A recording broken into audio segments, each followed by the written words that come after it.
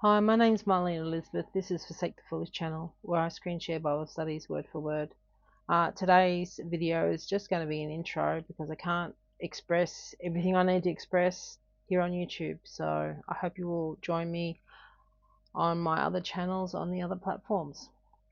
So I've been working on this comprehensive presentation for about 6 months. Then 6 months ago, I stopped and I couldn't go any further. I knew in my heart that there was some information still missing, something yet to be revealed, and I forgot about it until recently, 10th of December, when I found one of the deadliest snakes in Australia caught in a rat trap in the garage, literally caught by its proverbial lying tongue.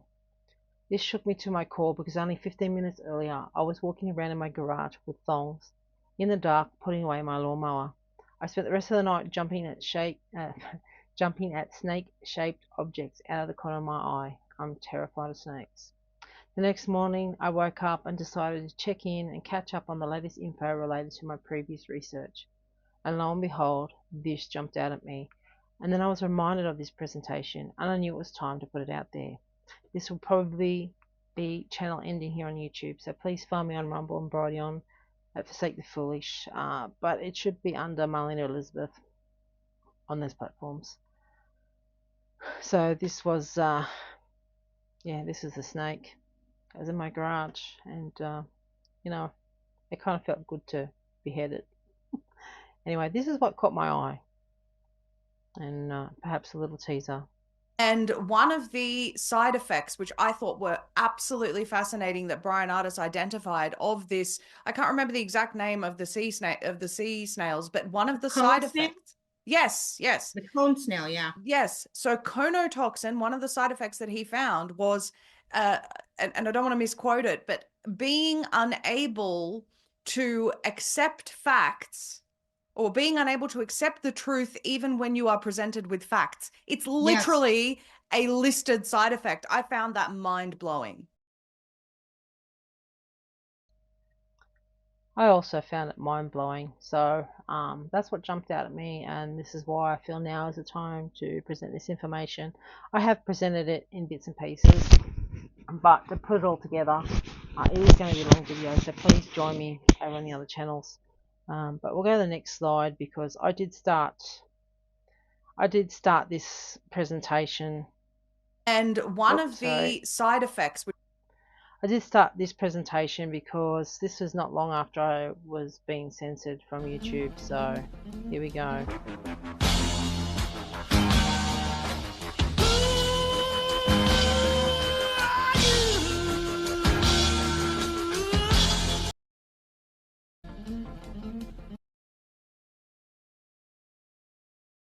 An interrogator will get a suspect in a room and they'll just pound on him and pound on him and pound on him until they coerce a confession out of him. And that's what a narcissist will do. They will hotbox you and pound on you and pound on you and pound on you until finally you say, okay, fine, I'm sorry. And that's all they need, is to get you to take one step back, and then they just trample you. Now, understand that when we're talking about these kind of people, they're very, very difficult to get along with unless you're willing to subordinate your interest, your needs to these people at all times. And if you're not, they're going to put you in your place. For wicked spirits to have their way. The demonic goal is to not only destroy the life of those that they infect, but also the lives of those that are connected to the narcissist. And people they couldn't otherwise get to are now easy prey for these demons, as the narcissist now becomes their Trojan horse. Number 5 is a spirit of control. Controlling people don't have anyone's best interest in mind except for their own. And they will seek to control the narrative, their image, and you, and will use mental and emotional tricks to get you to do their bidding. And the spirit of control is also often referred to as a Jezebel spirit. And number 6 is the spirit of deception, aka a lying spirit. Narcissists are addicted to lying. With their word salads, word shifting, truth avoiding, hollow flattery, the narcissist's only ambition is to exaggerate themselves and diminish you. And these spirits of deception open the door to other evil spirits like religious bondages, superstitions, false prophecy, accusations, gossip, slander, false teachings, and, of course, confusion. The narcissist is the bullhorn for Satan's lies.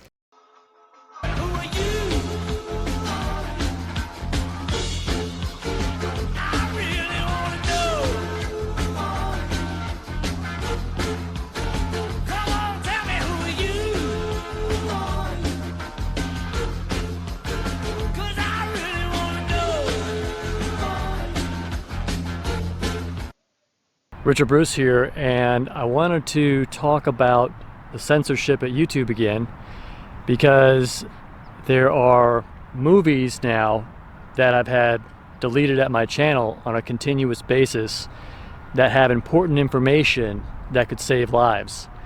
And YouTube is systematically going through and deleting them due to their medical misinformation policy, quote. And I actually would like to convey very clearly my opinion that it is actually YouTube that is conducting the medical misinformation, and they will be held accountable someday.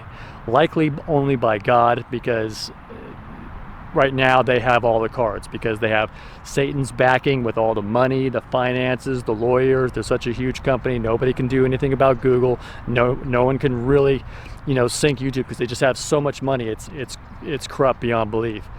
But I want to be very clear that it is my opinion that YouTube is the one that is conducting the medical misinformation that could save lives. So without the information that people like me and others post that have alternative, outside the Rockefeller controlled, satanic, essentially the whole medical system.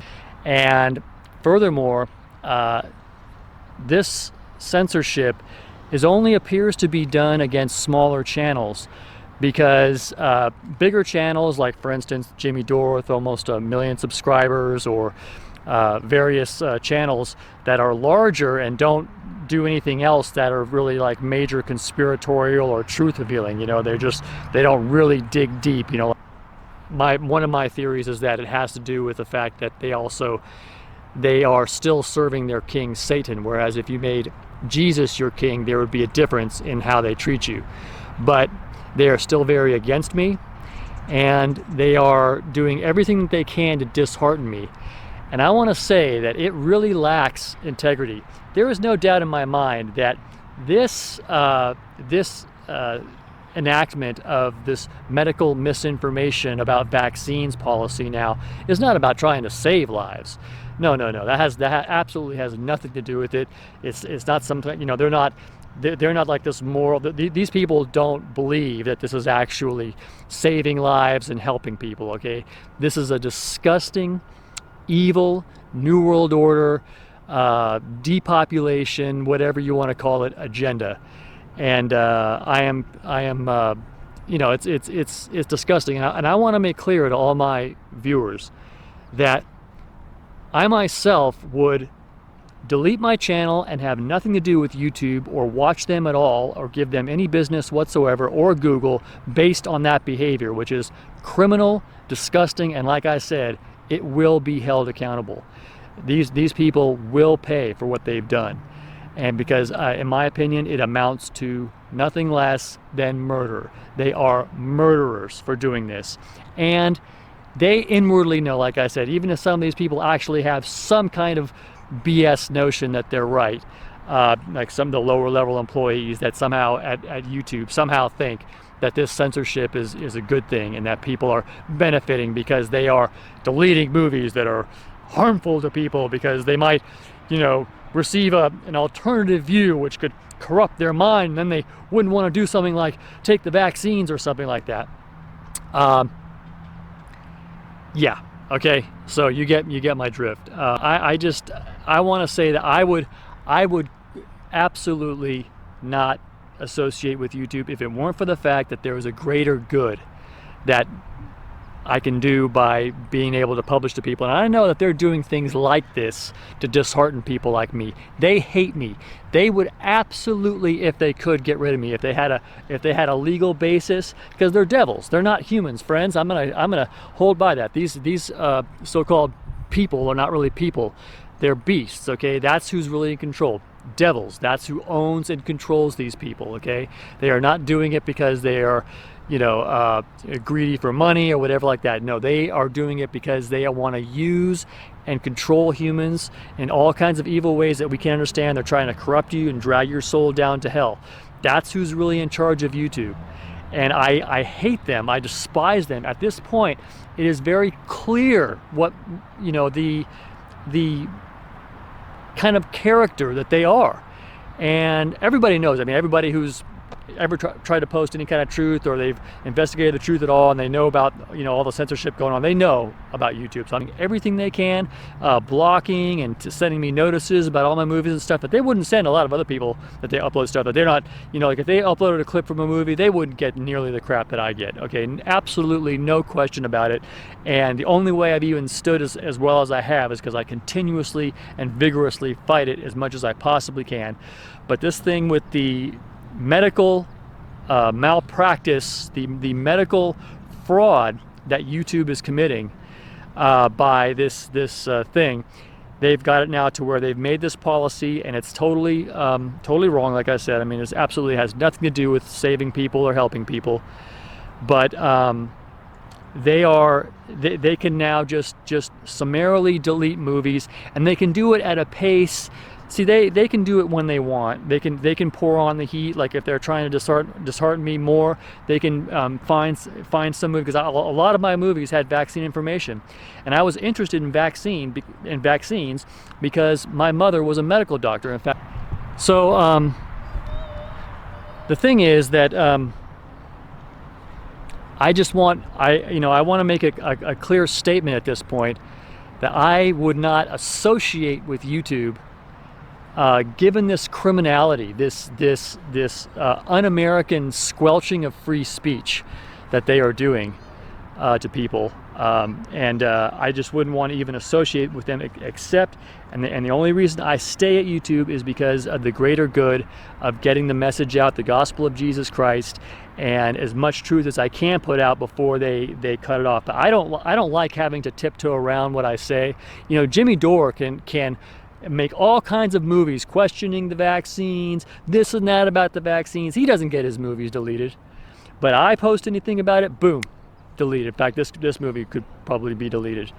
And they can claim that it's medical misinformation. I'm not even talking about medical advice, but they can do anything they want. And they don't have to explain anything to you, just boom. They don't like you? Yeah. Well, I don't like you either, and I know you know that, but there's going to be a reckoning. There's going to be a payback. For every action, there's an opposite reaction.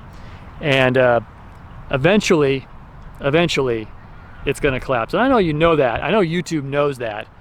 But they don't care, because they know that the world itself is coming to an end pretty soon. And they're just purging, getting ready. Because it says Satan will overcome the saints. So eventually, he'll get rid of people like me. And so it'll only be left the people in the world, for the most part, that are not truth seekers and that are true followers of Jesus Christ.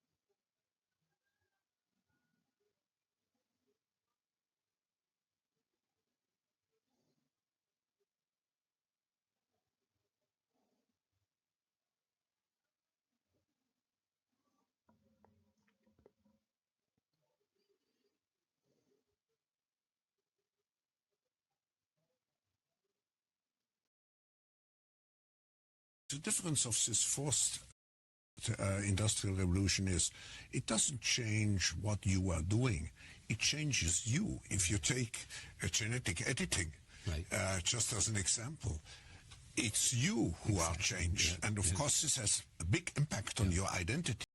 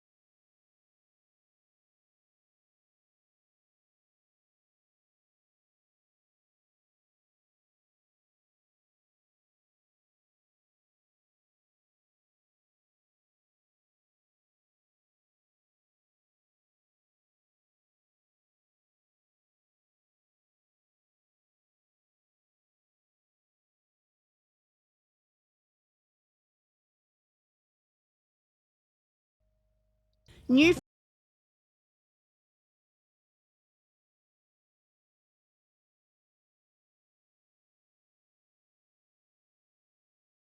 and there's a whole study called Venomics, which is they've been studying venom for a long time. So what they're doing is they put venom inside of nanotechnology. No, the industry.